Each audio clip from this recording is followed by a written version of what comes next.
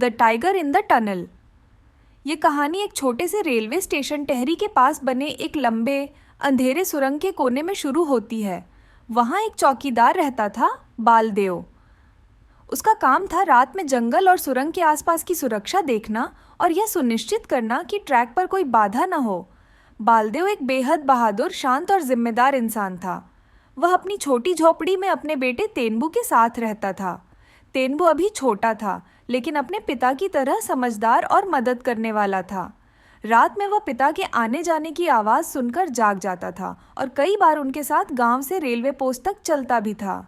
तेनबू, जो 12 साल का था, हमेशा स्टेशन पर अपने पिता के साथ नहीं सोता था, क्योंकि उसे घर में भी मदद करनी पड़ती थी, जहां उसकी माँ और छोटी बहन आमतौर पर अकेली रहती थीं।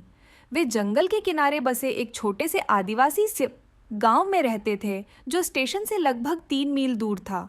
उनके छोटे से धान के खेत उन्हें बस किसी तरह का गुजारा ही दे पाते थे, और बालदेव खुद को भाग्यशाली मानते थे कि उन्हें इस छोटे रास्ते के सिग्नल स्टॉप पर खलासी की नौकरी मिली थी।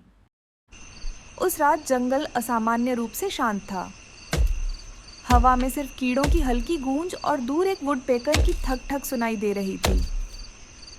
लेकिन बालदेव जानता था कि इस जंगल में एक और भी बड़ा और खतरनाक जीव रहता है, एक बाघ। गांव वाले टनल का बाघ कहते थे।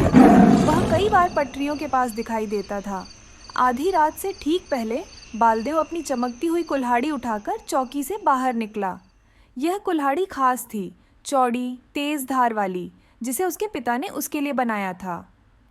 बालदेव को इस कुल्हाड़ी पर पूरा भरोसा था और वह खुद भी कोई कम अनुभवी शिकारी नहीं था। जब समय करीब आया कि ट्रेन सुरंग से गुजरेगी, बालदेव टॉर्च लेकर ट्रैक के पास गया। उसने चारों ओर नजर डाली कि कहीं कोई पत्थर, पेड़ की डाल या मिट्टी ट्रैक पर न हो। तभी अचानक झाड़ियों के पीछे कुछ सरसराया। बालदेव रुक गया और धीरे धीरे आगे बढ़ा। अंधेरे में 2 चमकती हुई पीली आंखें दिखाई दी। वह बाघ था। बाघ ने तेज दहाड़ के साथ छलांग लगाई, लेकिन बालदेव तैयार था। उसने फुर्ती से अपनी कुल्हाड़ी घुमाई और बाघ के कंधे पर जोरदार वार किया। बाघ दर्द से दहाड़ा और वापस उस पर झपटा। लड़ाई भयंकर थी। जंगल में कुल्हाड़ी के टकराने की आवाज़ और बाघ की गूंजती हुई दहाड़ मिलकर एक डरावना माहौल बना रही थी। बालदेव ने पूरी ताकत से फिर वार किया, लेकिन इस बार बाघ ने उसकी कमर पकड़ ली।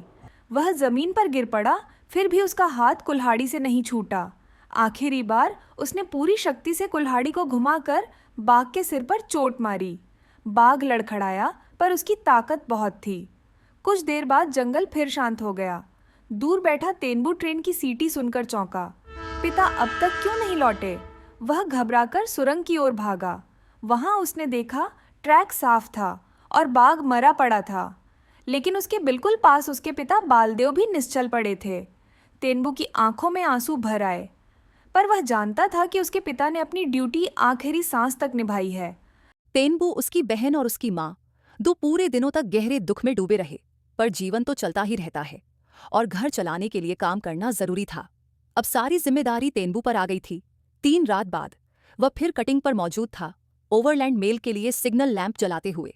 वह अंधेरे में बैठ गया, ट्रेन का इंतजार करते हुए, और धीरे धीरे गुनगुनाने लगा। उसे किसी बात का डर नहीं था।